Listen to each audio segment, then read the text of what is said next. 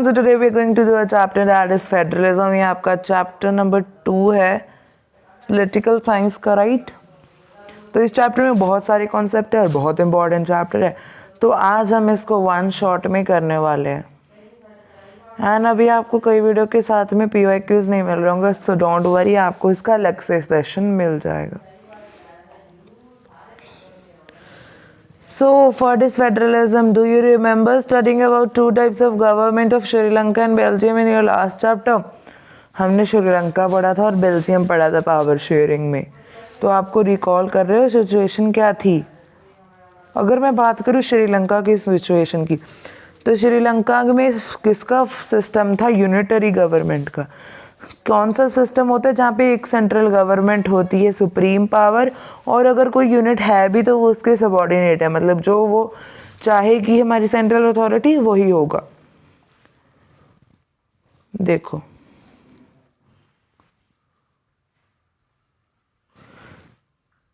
majority Sinhala community forced the Sri Lankan government to pass an act to make the Sinhala official language। यही हुआ था। तो यहाँ पे क्या है, सिन्हाला की डोमिनेशन है और तमिल लोग ऐसे खड़े देख रहे हैं, तो तमिल तो कहीं ना कहीं इसमें पीछे छूट गए, वेयर एज द सिन्हाला को ऑफिशियल लैंग्वेज बना दिया गया। अब हम बात करें बेल्जियम की, तो बेल्जियम क्या हुआ, शिफ्ट कर गया यूनिटरी से फेडरल फॉर्म तक। अभी फेडरल क्या एक सिस्टम है गवर्नमेंट का जहाँ पे पावर डिवाइडेड होती है सेंट्रल अथॉरिटी के बीच और उसके कॉन्स्टिट्यूट, मतलब यहाँ पे क्या हो रही है, पावर असली में शेयर हो रही है, पावर शेयरिंग हो रही है, बट किस में हो रही है? सेंट्रल अथॉरिटी और उसके कॉन्स्टिट्यूएंट में। एग्जांपल ले हम, अगर स्टेट गवर्नमेंट है वो सबऑर्डिनेट नहीं है, मतलब जो सेंट्रल की पावर है वो स्टेट के पास भी है, वो उसके सबऑर्डिनेट नहीं है कि अगर वो मुझे पावर दे। तो यहाँ पे क्या है, स्टेट गवर्नमेंट और गवर्नमेंट इक्वल है। In Sri Lanka, the power was vested only in the hands of central government. On the other hand, Belgium adopted a federal government and divided power at various level of administration. Sri Lanka पे यहाँ पे सिर्फ central government के पास power थी, Belgium में हमने federal form of government कर ली जिसमें हमने वेरियस लेवल्स ऑफ एडमिनिस्ट्रेशन में पावर डिवाइड कर दी। Therefore, जो फेडरल फॉर्म है गवर्नमेंट की is one that has more than one level of government. Like India, there we have 3 levels of government: central, state and local government. अब federal form of government क्या है? वो government है जिसका more than one level of government हो। जैसे India है, India पे सेंट्रल गवर्नमेंट है, स्टेट गवर्नमेंट है, लोकल गवर्नमेंट है। Federalism 2 levels of government. Government पहले से सारी कंट्री की होती है जो कि कॉमन नेशनल इंटरेस्ट के लिए काम करती है। फिर हम बात करें रेडिकेटिंग पॉवर्टी, इसकी एग्जांपल होगी, मतलब कोई भी नेशनल इंटरेस्ट की बात। फिर होती है स्टेट लेवल पे गवर्नमेंट जो कि डे टू डे एडमिनिस्ट्रेशन पे हेल्प करती है स्टेट की, और एडुकेट वाटर सप्लाई इसकी एग्जांपल हो गई। सी, ये जो पॉवर्टी को रिमूव करना, that is of national and this is of the subordinate, sorry not sub-unit government. In this chapter we will understand the principle of federalism in great detail. We will study about the various features associated with this term. We will also learn how India adopted federalism and how it works in our country, but since we already know what uniform government is, it's best to learn about federal form of government by comparing its feature to of unitary government. So in whose hand the power is federal government? देखो, federal government और unitary government है। जो हम power की बात करें तो यहाँ पे शेयरिंग ऑफ पावर होती है, मतलब स्टेट के पास भी पावर है अपनी और सेंट्रल के पास अपनी पावर है। वैसे यूनिटरी फॉर्म में क्या होता है, सेंट्रल पावर सेंट्रल गवर्नमेंट क्या होती है, सुप्रीम पावर होती है, मतलब all power concentrated in one hand, that is of central government. Clear first term? Now we talk about working. तो जहाँ पे क्या है, देखो फेडरल गवर्नमेंट है, इसमें क्या होता है, इंडिपेंडेंट होती है स्टेट गवर्नमेंट और central government. Both government independently work करती हैं, जैसे सेंट्रल गवर्नमेंट काम कर रही है और स्टेट गवर्नमेंट काम कर रही है। यूनिटरी गवर्नमेंट में जो स्टेट गवर्नमेंट होती है वो ऑर्डर पास करती है, सेंट्रल गवर्नमेंट ऑर्डर पास करती है स्टेट गवर्नमेंट को। इसमें क्या होता है, ये प्रूव करते हैं कि जो स्टेट पावर है वो सर्विवेंट है, मतलब सबॉर्डिनेट है सेंट्रल गवर्नमेंट, जो मतलब जो सेंट्रल गवर्नमेंट कहेगी वो ही स्टेट गवर्नमेंट को करना पड़ेगा। ना difference between federal and unitary, हम सिटीजनशिप की बात करें तो फेडरल गवर्नमेंट में डुअल सिटीजनशिप होती है। जो हमारे पर्सन होता है वो एक कंट्री का भी हमारे पास सिटीजन होता है, एक स्टेट का भी सिटीजन होता है। बट यहाँ पे क्या होता है, एक सिंगल सिटीजनशिप होती है, मतलब एक पर्सन क्या होता है, सिटीजन होता है सिर्फ वन कंट्री का। अब 2 रूट्स हैं फेडरेशन के, कुछ करने की ज़रूरत नहीं है, ये पिक्चर से समझ लो।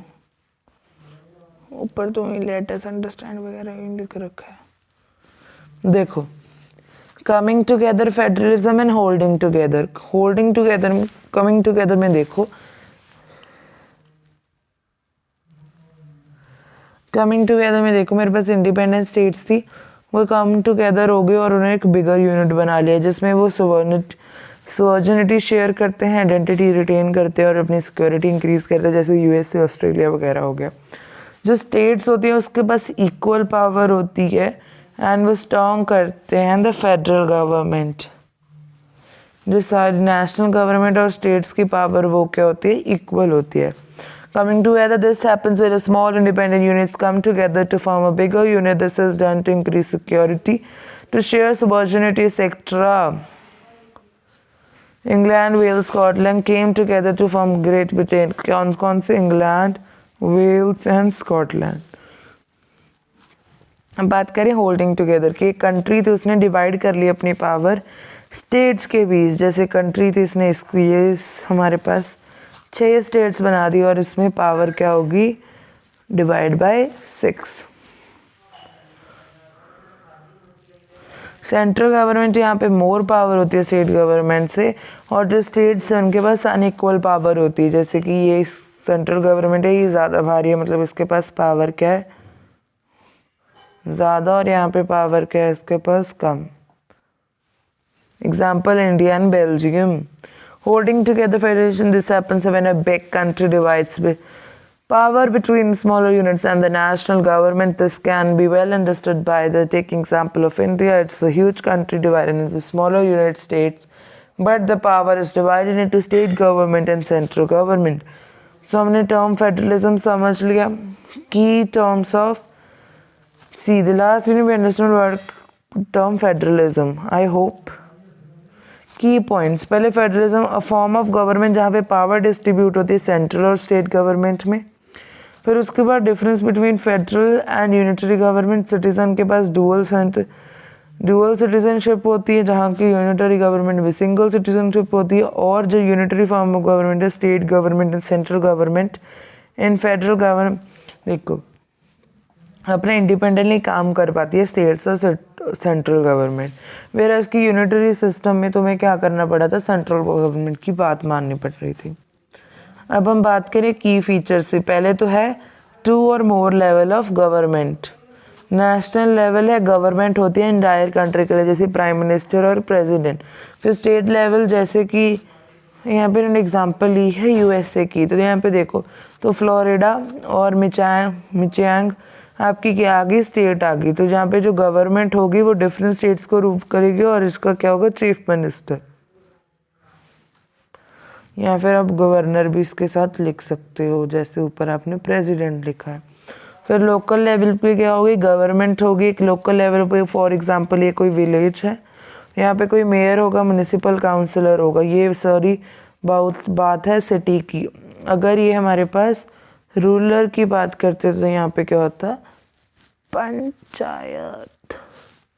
Here it will be panchayat. Now key feature 2 है अपनी own jurisdiction. Different level of government के पास क्या होती है, सेपरेट जुरिस्डिक्शन। जो लेवल है जुडिशरी सिस्टम का वो क्या है, सुप्रीम कोर्ट, हाई कोर्ट और district court. District court 2 type के होते हैं, session court and lower courts. The power, right और authority to interpret and apply the law in an area.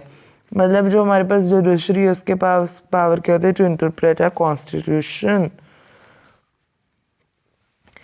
Constitutionally granted होता है। The constitution states the power, existence and authority of each tier. मतलब each tier की power, existence और authority is already defined in the constitution. Then we have mutual consent. Changes in the constitution can be made by mutual consent. अगर मेरे पास central government है, state government है, अगर इन दोनों का एग्री होगा तभी कोई लॉ में या फिर कॉन्स्टिट्यूशन में चेंज किया जा सकता है. नाउ वी टॉक अबाउट कि विच सुप्रीम कोर्ट एक एम्पायर की तरह काम करता है. अगर कोई भी सेंट्रल गवर्नमेंट और स्टेट गवर्नमेंट के बीच में डिस्प्यूट हो गया है तो वो सुप्रीम कोर्ट सॉल्व करेगा. इस तरीके से एक एम्पायर की तरह एक्ट करता है. Then you have financial autonomy. जो लोन्स होते हैं, टैक्स होते हैं और फॉरेन एड होता है, वो डिफरेंट सोर्सेज ऑफ रेवेन्यू होते हैं जो कि ईच गवर्नमेंट के लिए स्पेसिफाइड है, जिसकी वजह से उनको फाइनेंशियल ऑटोनॉमी मिल सके. फिर हमारे पास फेडरलिज्म के डुअल ऑब्जेक्टिव होते हैं. पहला तो होता है कि हम प्रमोट और सेफगार्ड करें यूनिटी ऑफ कंट्री, और हम रीजनल डाइवर्सिटी को अकोमोडेट करें. और ये किसके साथ हो सकता है? म्यूचुअल ट्रस्ट और एग्रीमेंट टू लिव टुगेदर के साथ, जो कि स्टेट और सेंट्रल गवर्नमेंट के बीच में होगा. की फीचर देख लो जल्दी से. 2 और more level of government, different level of government की सेपरेट जुरिस्डिक्शन होती है. एंड जो हमारे पास पावर है टायर्स ऑफ गवर्नमेंट, वो रिटर्न है ऑटोनॉमी की और अपनी फाइनेंशियल ऑटोनॉमी होती है. फेडरलिज्म इन इंडिया, तो सबसे नीचे देखो, नीचे से शुरू कर, ऊपर से शुरू करें, ऊपर से करते हैं. देखो जो हमारा इंडियन कॉन्स्टिट्यूशन है उसने पहले हमें सेंट्रल गवर्नमेंट दी और स्टेट गवर्नमेंट दी. जो सेंट्रल या फिर यूनियन गवर्नमेंट होती है वो गवर्नमेंट होती है पूरी देश की, और इसका हेड क्या होता है? पीएम होता है. स्टेट गवर्नमेंट होती है जो डिफरेंट स्टेट्स को रूल करते हैं. फॉर एग्जांपल हरियाणा की अलग होगी, पंजाब की अलग होगी, दिल्ली की अलग होगी, and then you have Kerala, Tamil Nadu, सबकी अलग अलग सरकार होगी. That is state government. फिर हम बात करें इसके हेड की, वो होता है सीएम. अब मैं लोकल गवर्नमेंट की बात करूँ तो यहाँ पे जो पंचायत होती है रूरल एरियाज़ में और म्यूनिसिपल कॉर्पोरेशन होती है अर्बन एरिया में. एंड ये ऐड किया गया था 73rd amendment act of 1992. 73rd amendment 1992 के एक्ट में यह हमको दिया गया था. अब जो हमारा फेडरलिज्म है, जो लेजिस्लेचर पावर है सेंट्रल एंड स्टेट गवर्नमेंट की, तो यूनियन लिस्ट में किसकी आती है? सेंट्रल गवर्नमेंट की, जिसमें 97 सब्जेक्ट हैं.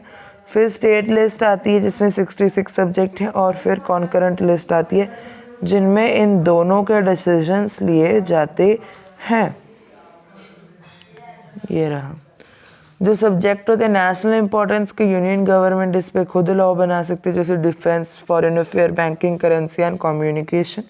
स्टेट लिस्ट से 66 सब्जेक्ट हैं जिसमें हमारे पास लोकल और नेशनल इंपॉर्टेंस के काम होते हैं, जिसमें कि स्टेट गवर्नमेंट लोन लॉज बना सकती है पुलिस को लेके, स्टेट को लेके, कॉमर्स, इरिगेशन और एग्रीकल्चर को लेके. फिर हम बात करें कॉन्करेंट में, जिसमें 47 सब्जेक्ट है. जो ये सब्जेक्ट होते हैं वे कॉमन इंटरेस्ट के होते हैं सेंट्रल और स्टेट गवर्नमेंट पे. दोनों इस पे मिलकर लॉ बनाते हैं, जैसे education, marriage, adoption, forest, trade union and succession. अब स्पेशल पावर दी जाती है जम्मू और कश्मीर को. Many provisions of Indian constitution applicable नहीं है जम्मू कश्मीर में without approval of state assembly. जो इंडियंस होते हैं जो परमानेंट रेजिडेंट्स नहीं है जम्मू कश्मीर में, वहाँ पे लैंड नहीं बाय कर सकते. हम बात करें अब फेडरलिज्म इन इंडिया की change in power sharing arrangement. जो any change of the constitution need be passed by Lok Sabha और राज्यसभा विद 2/3 मेजोरिटी. अगर आपको कोई भी पावर शेयरिंग अरेंजमेंट में चेंज करना है तो आपको लोकसभा और राज्यसभा को 2/3 मेजोरिटी के साथ पास करना पड़ेगा. एंड फिर आपको क्या करना पड़ेगा? टोटल स्टेट्स, मतलब half to states of India का आपके पास क्या होना चाहिए? एग्रीमेंट होना चाहिए कि हमको ये चाहिए, अप्रूवल होना चाहिए. देन रोल ऑफ जुडिशरी, जो ओरिजिनल जुरिस्डिक्शन है, case that come directly to supreme court. Union government की एक स्टेट गवर्नमेंट से लड़ाई होगी या फिर दो स्टेट गवर्नमेंट की एक दूसरे से लड़ाई होगी, तो क्या होगा? हमारे जुडिशरी का रोल आएगा, जो कि मेनली सुप्रीम कोर्ट है. Role of judiciary central government और स्टेट गवर्नमेंट करते हैं, जिसको हाई कोर्ट या फिर सुप्रीम कोर्ट रिजॉल्व करेगा. एंड फाइनेंशियल पावर होती है इम्पोज करने की टैक्सेस. मैं बात करूं अगर फेडरलिज्म इन इंडिया की जो रोल है जुडिशरी का, एप्लीकेट जुडिशरी, जो सुप्रीम कोर्ट है वो अपील सुनता है against the decision of high court, जैसे criminal cases, civil cases, interpretation of और कॉन्स्टिट्यूशन, ये सब भी होती हैं jurisdiction. Features of Indian state: 3 tier of government होती है, central, state and local level. Financial autonomy होती है और हर एक टायर के अपनी जुरिस्डिक्शन होती है. हम फेडरल और यूनिटरी गवर्नमेंट में डिफरेंस देखें तो फेडरल कंट्रीज़ होगी जैसे India, Germany, USA, France, United Kingdom और इटली क्या हैं, यूनिटरी गवर्नमेंट्स हैं. Success of federalism in India: linguistic states, language policy और centre state relation. Linguistic states क्या होते हैं? स्टेट हमें लैंग्वेजेस के बेस पे बनाती है, जैसे मणिपुरी बोलने वालों की मणिपुर, पंजाबी बोलने का वालों को पंजाब, आंध्र प्रदेश तेलुगु बोलने वालों का आंध्र प्रदेश और गुजराती बोलने वाला गुजरात. दिस वाज डन कि हमारे जो पीपल हैं वो जो सेम लोग लैंग्वेज बोलते हैं वो सेम स्टेट में रहें. फिर मैं बात करूँ लिंग्विस्टिक स्टेट्स की हैं आगे. ओल्ड स्टेट्स थी वैनिश हो गई और न्यू स्टेट्स बना दी गई. फिर क्या है, नेम ऑफ स्टेट्स चेंज होगी, जैसे वरोडा का वोडोरा होगा.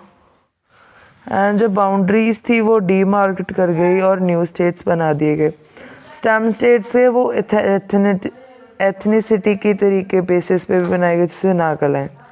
अब बात करें लैंग्वेज पॉलिसी की, जो हिंदी है उसको ऑफिशियल लैंग्वेज बना देगा और उसके बिसाइड यहाँ पे 21 शेड्यूल लैंग्वेजेस हैं. और जो इंडिया है उसकी कोई भी नेशनल लैंग्वेज नहीं है, बट जो हिंदी है सिर्फ 40% लोगों की मदर टंग है. और यहाँ इसकी वजह से क्या हो गया, तमिलनाडु जब इसको नेशनल लैंग्वेज बनाने की तो तमिलनाडु में क्या हो गया, काफ़ी सारे डिस्प्यूट वगैरह हो गए थे. फिर लैंग्वेज पॉलिसी की बात करूँ तो यहाँ पे स्टेट्स बना दी गई लैंग्वेज के बेस पे. और सिविल एग्जामिनेशन आप तमिल, हिंदी, इंग्लिश में दे सकते हो. और जो सेंट्रल है कोई भी लैंग्वेज ऑप्ट कर सकते हो जो कि 21 शेड्यूल लैंग्वेज में है. अगर हमें लैंग्वेज को प्रोटेक्ट करना, जो प्रोटेक्शन होगी इंटरेस्ट ऑफ माइनॉरिटीज़ आर्टिकल 29. और कोई भी सेक्शन ऑफ सिटीजन्स है जिसमें डिस्टिंक्ट लैंग्वेज या फिर कल्चर है उसको राइट है उसको कंजर्व करने का. अब यहाँ पे क्या डिबेट हुआ, कॉन्स्टिट्यूशन ने बैन कर दिया इंग्लिश को ऑफिशियल पर्पस के लिए यूज़ करने को 1965 में. अब क्या होगा, many non Hindi speaking states क्या किया, उन्होंने डिमांड किया कि हमें इंग्लिश फिर से कंटिन्यू करनी है. सेंट्रल गवर्नमेंट ने क्या किया था, use of English along with Hindi for purpose, मतलब दोनों लैंग्वेज आप यूज़ करो. ना वी हैव इनिशियली क्या तो सेम पार्टी रूल करती है सेंट्रल एंड स्टेट गवर्नमेंट. इसका मतलब क्या है कि वो उनको अपना जो हमारे फेडरल यूनिट्स हैं वो अपने राइट ऑटोनोमस राइट्स को क्या कर सकते हैं, एक्सरसाइज नहीं कर पाएंगे अगर सेंट्रल और स्टेट्स पे सेम पार्टी रूल करे. फिर बात करते हैं हम सेंट्रल स्टेट रिलेशन की. जो 1990 के चेंजेस से पहले की बात करें, यहाँ पे नो सिंगल पार्टी को क्लियर मेजॉरिटी नहीं मिल रही थी लोकसभा में. तो जो मेजर नेशनल पार्टीज़ हैं वो उन्होंने अलायंस बना लिया काफ़ी अदर पार्टीज़ का सेंटर में. तो क्या हुआ, जो सेंटर है और स्टेट है वो डिफरेंट और राइवल पार्टीज़ रूलिंग करती थी. और इसकी वजह से क्या होगा, पावर ऑफ स्टेट्स मतलब पावर ऑफ स्टेट्स कम होगी. और कभी भी जी करता है हमारी सेंट्रल गवर्नमेंट का वो उसको क्या कर देती, डिसमिस कर देती हमारी स्टेट गवर्नमेंट को. फिर हमने पोस्ट 1990 देखा कि जो हमारी कोएलिशन गवर्नमेंट है, रीजनल पॉलिटिकल पार्टीज़ हैं, उसने राइज ऑफ क्या किया, न्यू कल्चर बना दिया जिसमें कि पावर शेयरिंग और ऑटोनॉमी हो स्टेट गवर्नमेंट की. फिर success of federalism in India की बात करें, सेंट्रल स्टेट, ये तो वही चीज़ आ गया ना, this is same. What is decentralisation, central government और स्टेट गवर्नमेंट से पावर लाकर लोकल गवर्नमेंट को दे दी. Delegation of power from central and state government to local government is known as decentralisation. Decentralisation power done with idea that कि people को better knowledge होती है अपनी लोकेलिटीज़ की. उनको नॉलेज होती है कि कहाँ पे मनी स्पेंड करने और कहाँ पे नहीं. जो पीपल है उसको नॉलेज होती है कि कैसे थिंग्स मैनेज करना है एफिशिएंटली. और जो पीपल हैं उनको क्या कहते हैं, ईजिली और क्विकली अप्रोच कर सकते हैं लोकल लेवल की गवर्नमेंट को. मेरिट क्या हो गया, people can directly participation in decision making, democratic participation आ गई। यहाँ जो प्रॉब्लम्स हैं वो क्या है, लोकल लेवल पे हो जाती है, जिसकी वजह से कॉस्ट और टाइम बचता है। फेडरलिज्म की सेफ गार्ड करना है और प्रमोट करना है यूनिटी ऑफ कंट्री को, म्यूचुअल ट्रस्ट और एग्रीमेंट बनाना, लिविंग टुगेदर और अकोमोडेट करना है रीजनल डाइवर्सिटी को। खत्म हो गया क्या?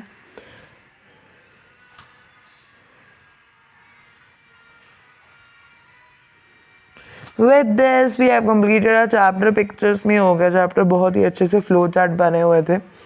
मुझे भी नहीं पता था, मुझे लगा बहुत ज़्यादा कुछ लिखा हुआ है, बट इट्स वेरी गुड। हमको समझ आना चाहिए कि व्हाट वाज द कॉन्सेप्ट।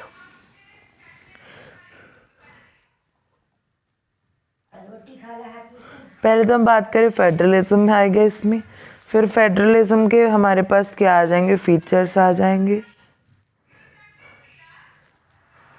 फिर इंडिया में आ जाएगा फेडरलिज्म, और फिर टेस्ट ऑफ फेडरलिज्म आ जाएगा, फिर डिसेंट्रलाइजेशन,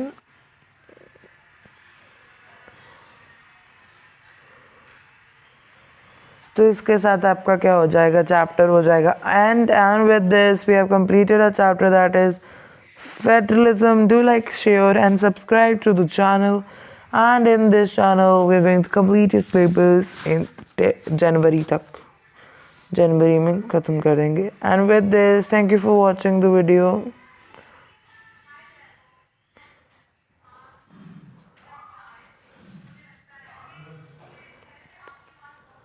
Thank you everyone.